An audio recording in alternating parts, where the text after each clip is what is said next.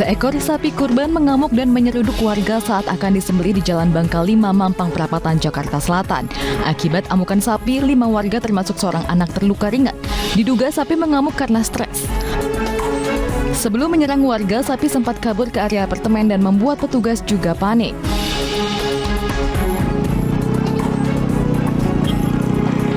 Sementara itu di Medan, Sumatera Utara, sapi kurban lepas dari tali pengikatnya dan kabur ke jalan raya. Upaya warga dan panitia kurban mengejar sapi ini tak membuahkan hasil. Sapi terus berlari hingga membuat sejumlah pengendara panik. Setelah kabur sejauh lebih dari 1 km, sapi ini akhirnya berhenti dan masuk ke halaman sebuah gereja. Meski sudah terkepung, sapi yang kabur masih melawan saat akan ditangkap. Bahkan salah satu warga yang ikut membantu justru terluka akibat diseruduk. Setelah 1 jam, sapi akhirnya berhasil ditangkap dan langsung dibawa kembali ke Musola Al-Muhtadin untuk disembelih.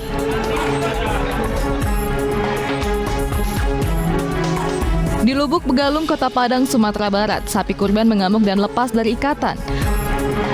Sapi lantas menerjang jemaah sholat Idul Adha di halaman Masjid Al-Huda, Parakleuweuh. Akibatnya, jemaah yang tengah khusyuk kocar-kacir menyelamatkan diri. Akibat peristiwa ini, sholat Id sebagian jemaah yang berada di luar masjid batal dan sapi tersebut akhirnya berhasil ditangkap kembali. Tidak ada korban luka akibat peristiwa ini, namun insiden tersebut terekam oleh kamera CCTV dan viral di media sosial.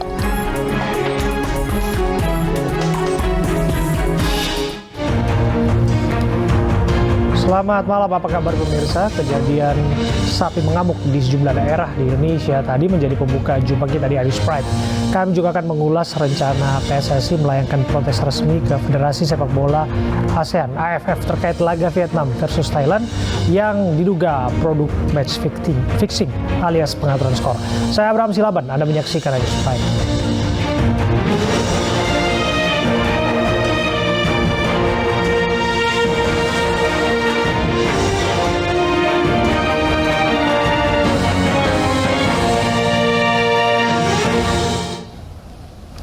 Aksi saling dorong mewarnai pembagian daging kurban di Jakarta Islamic Center Senin sore. Meski pembagian sudah diatur dengan sistem kupon, panitia masih menyediakan 500 kantong daging bagi warga yang datang secara spontan.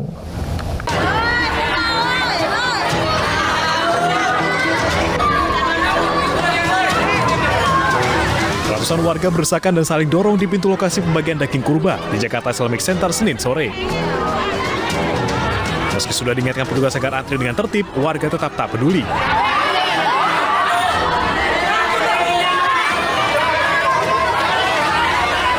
Mereka terus berebut untuk masuk ke dalam lokasi pembagian.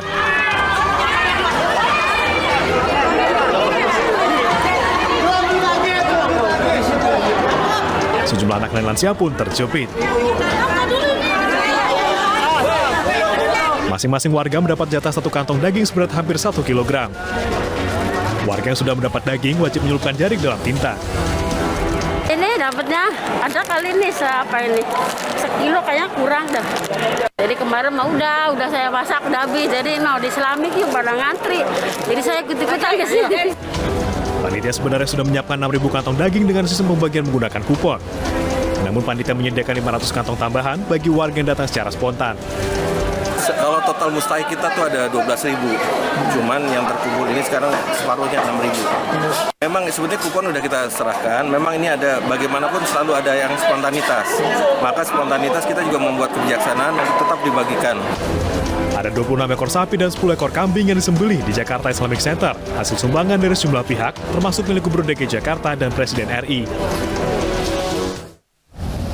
Sebuah minibus menabrak sepeda motor di Banyuwangi, Jawa Timur. Kerasnya benturan mengakibatkan suami istri beserta 2 balitanya meninggal di tempat.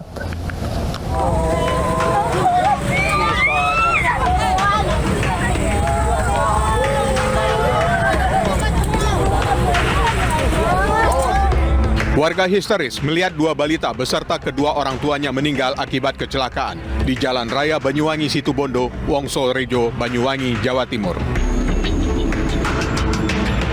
Korban merupakan pasangan suami istri beserta 2 anak balitanya yang masih berusia 3 tahun dan 2 tahun. Kejadian berawal saat korban mengendarai sepeda motor berboncengan ke rumah kerabatnya. Namun naas, sesaat setelah melewati jembatan pembatas desa, mobil travel yang melaju kencang mendadak oleng dan menabrak sepeda motor korban. Akibat dari kecelakaan tersebut, korban meninggal dunia, suami istri bersama 2 balita. Jadi sementara dari tim penyidik unit Gakum Polresta Banyuwangi masih memeriksa mendalami saksi-saksi bersama sopir dari HRX tersebut. Diduga kecelakaan disebabkan sopir minibus yang kurang hati-hati. Sementara pengemudi minibus dan 5 penumpangnya selamat. 4 jenazah korban tewas kecelakaan maut di Pantura, Subang, Jawa Barat dibawa keluarga ke rumah duka di Indramayu, Jawa Barat. 1 korban luka diperbolehkan pulang, sementara 2 korban lainnya masih dirawat di rumah sakit.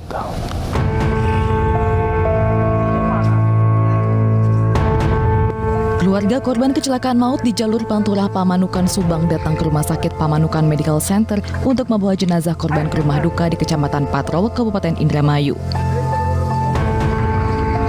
Sebelumnya, petugas kepolisian dibantu warga kesulitan mengevakuasi 2 korban tewas dalam kecelakaan tunggal di jalur Pantura, Subang, Jawa Barat. Jasad sopir dan penumpang yang terjepit badan kendaraan membuat evakuasi berlangsung dramatis. Setelah berhasil dievakuasi, kedua jasad korban dibawa ke Rumah Sakit Pamanukan Medical Center bersama dengan 3 korban luka-luka.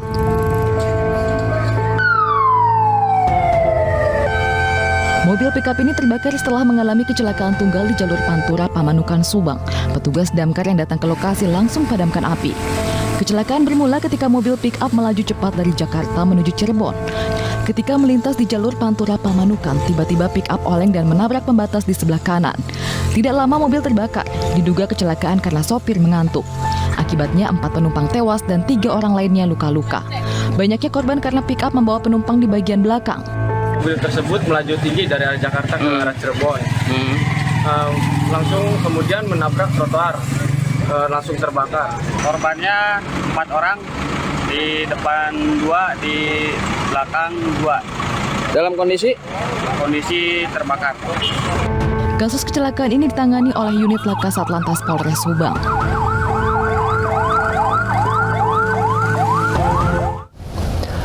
Buntut dari drama penangkapan tersangka pencabulan santriwati, MSA, 5 orang pengikutnya telah menjadi tersangka karena diduga menghalang-halangi polisi. Namun belum selesai proses hukum terhadap MSH dan pengikutnya. Kini beredar video ajakan perang yang diserukan oleh pihak pesantren Sidikiyah kepada para jemaahnya. Datang dari campur adurnya rasa kegelisahan, ketakutan, dan kemarahan. Usai drama penangkapan tersangka pencabulan santriwati MSA, kini beredar video yang berisi seruan untuk berperang membela tarekat Sidikiyah. Video ini direkam di halaman kediaman pimpinan Ponpes Sidikiyah Kiai Haji Muhtar Mukti yang merupakan ayah MSA. Dan jika Sidikiyah memanggil kita lagi, siapin untuk berjuang. Siapin untuk berjuang. Siapin untuk membela. Dalam video, salah satu pengurus organisasi Sidikiyah, Edi Setiawan, menyebut situasi yang dihadapi Sidikiyah saat ini seperti perang Badar. Ia pun menyerukan kesiapan para jemaah untuk berperang. Menanggapi video tersebut, polisi telah menganalisanya dan memanggil orator yang ada di dalam video. Nanti kita masih lihat dulu koordinasi dengan ahli bahasa, apakah hal-hal tersebut masuk dalam ujaran kebencian atau provokasi yang mengakibatkan tindak pidana. Nanti kita koordinasikan dulu terlebih dahulu. Tapi sudah ketahuan siapa pelakunya? Sudah kita dapat inisialnya, orangnya juga sudah jelas. Nanti kita lakukan pemanggilan, sudah kita jadwalkan. Meski telah melepas ratusan simpatisan MSA, polisi tetap memproses hukum 5 orang diantaranya. Pemeriksaan terhadap 5 orang tersebut telah rampung dan mereka diduga menghalang-halangi polisi saat proses penangkapan MSA. Selain mengamankan para tersangka, polisi juga menyita sebuah mobil yang dipakai menabrak polisi, sebuah sepeda motor, senjata airsoft gun, hedi talkie, dan drone. Mereka terancam hukuman paling lama 5 tahun penjara. Sebelumnya, kasus penangkapan pelaku pencabulan santriwati MSA alias Begi mendapatkan perhatian masyarakat. Upaya penangkapan berlangsung alot sebelum akhirnya Begi menyerahkan diri. Kementerian Agama sebelumnya mencabut izin Ponpes Sidikiyah karena menilai pihak pesantren berupaya menghalangi penangkapan yang dilakukan oleh pihak kepolisian. Namun Belakangan izin Ponpes telah dikembalikan. Kita beralih ke informasi lainnya. PSSI berencana melayangkan protes resmi ke Federasi Sepak Bola ASEAN AFF terkait laga Vietnam versus Thailand yang diduga produk match fixing atau pengaturan skor.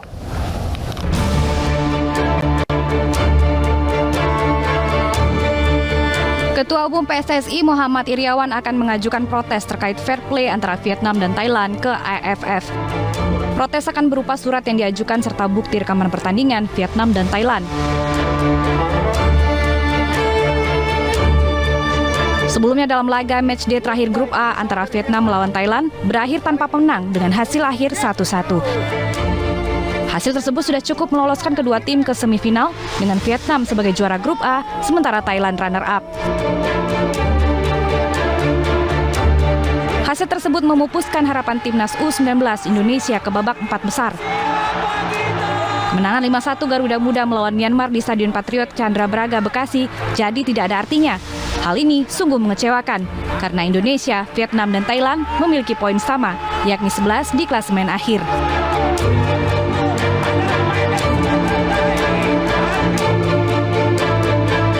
Hasil tersebut sontak membuat pendukung timnas meradang. Mereka menuding Vietnam dan Thailand curang dan main mata karena sengaja menghabiskan waktu saat skor imbang. Sebagian supporter lainnya mendukung PSSI untuk melayangkan protes kepada Federasi Sepak Bola ASEAN atau AFF.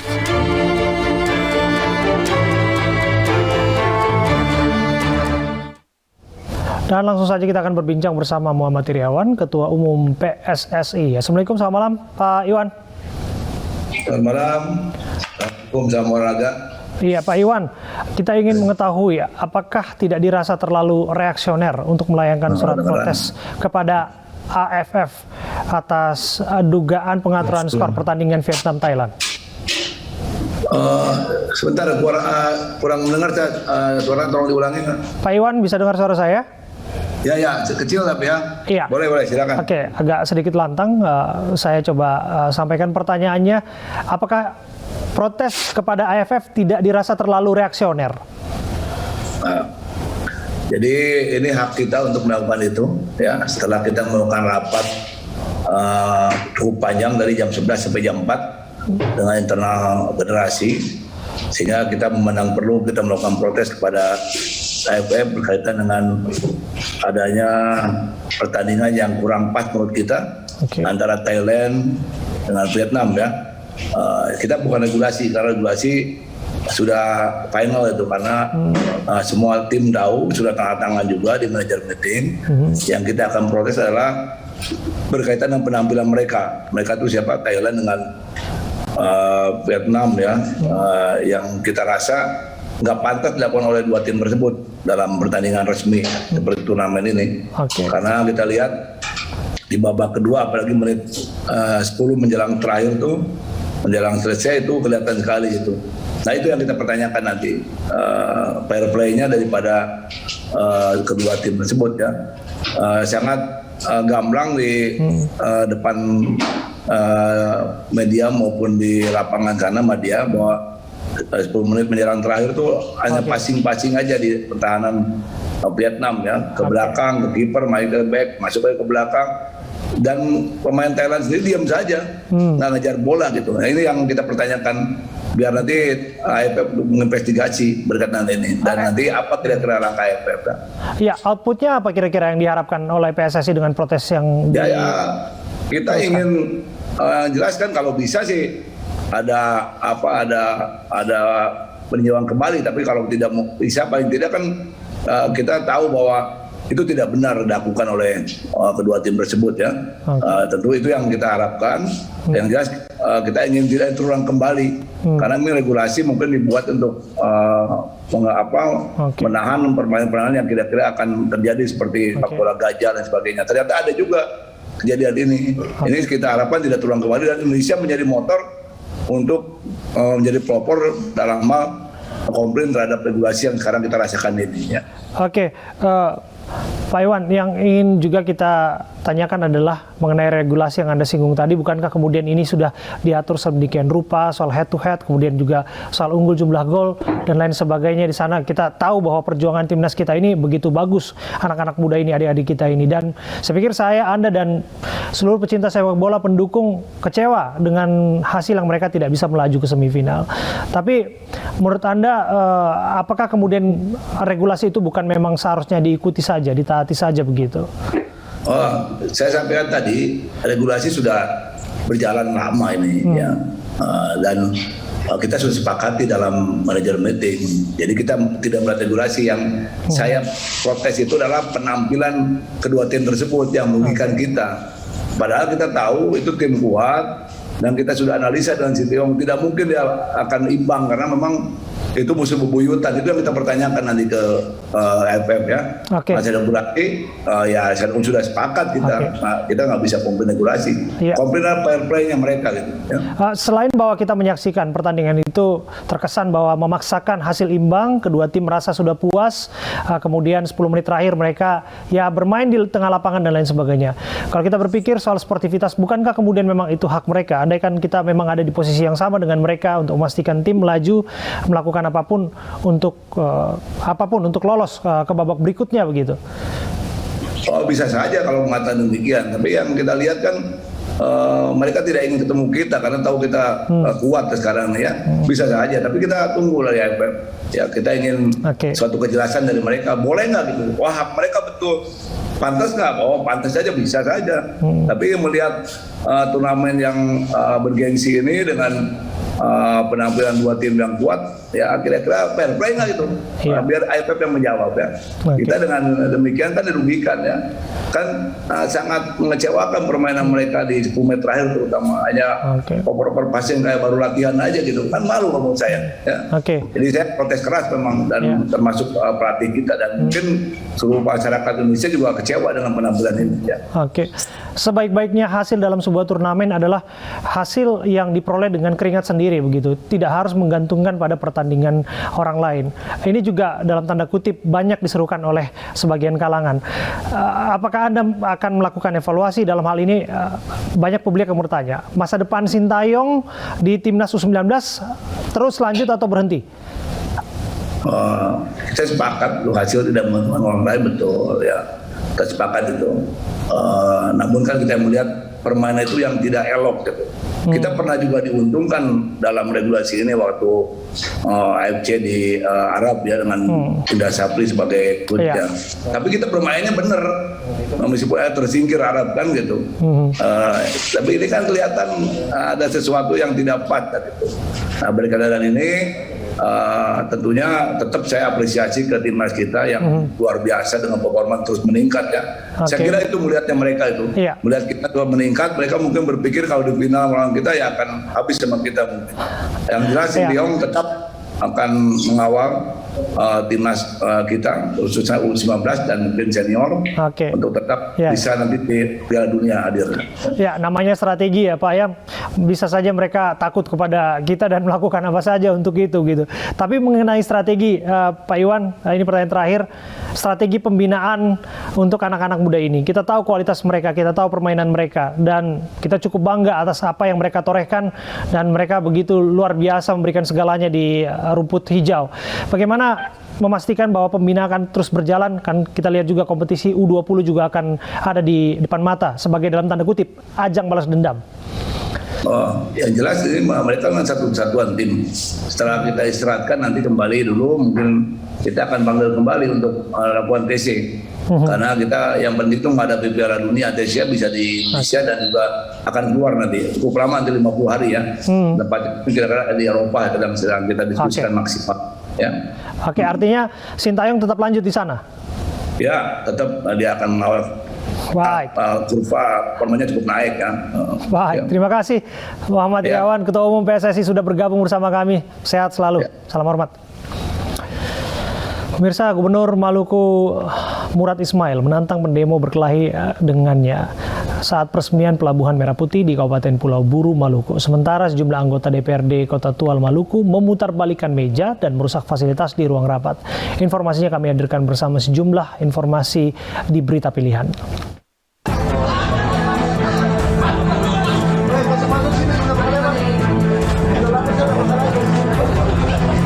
Beredar video, Gubernur Maluku, Murad Ismail menantang pendemo berduel saat meresmikan Pelabuhan Merah Putih di Kabupaten Pulau Buru, Maluku. Gubernur Murad yang sedang duduk awalnya tidak menggubris aksi demo puluhan mahasiswa asal Kecamatan Batabual. Namun, tiba-tiba berdiri menghadap ke arah pendemo dan menyampaikan kata-kata kasar. Tidak hanya itu, Gubernur Murad juga mengajak para pendemo berkelahi dengannya.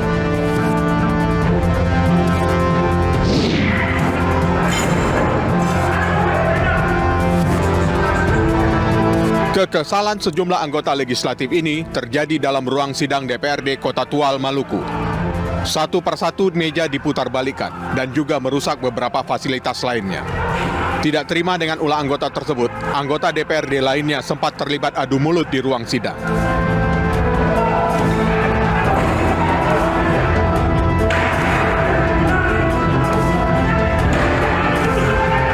Keributan di ruang sidang ini terjadi karena sejumlah wakil rakyat dari fraksi Indonesia Maju keberatan dengan Ketua DPRD yang kembali memimpin rapat laporan pertanggungjawaban Wali Kota Tual.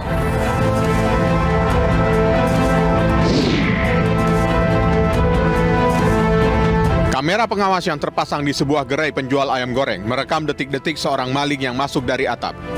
Setelah berhasil memasuki gerai yang berada di kawasan Bale Endah, Kabupaten Bandung, Jawa Barat, maling ini menggasak 1 unit tablet dan uang tunai sebesar 1 juta rupiah. Saat ini, polisi tengah menyelidiki dan mengejar pelaku pencurian yang videonya viral.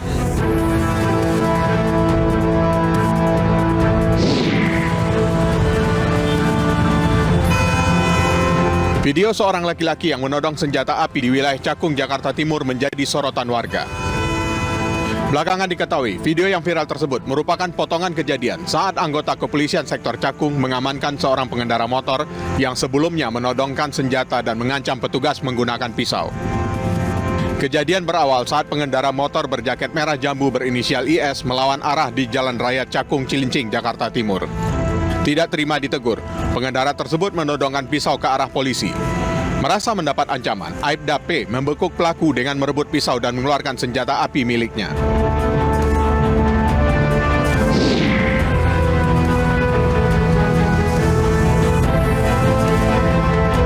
Seorang pengendara motor tewas tertabrak KRL di perlintasan kereta Bintaro Permai Pesanggerahan, Jakarta Selatan.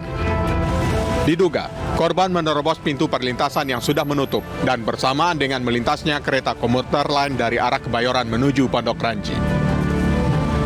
Warga dan penjaga perlintasan sempat meneriaki korban, namun korban tetap melintas dan tertabrak hingga terpental 50 meter.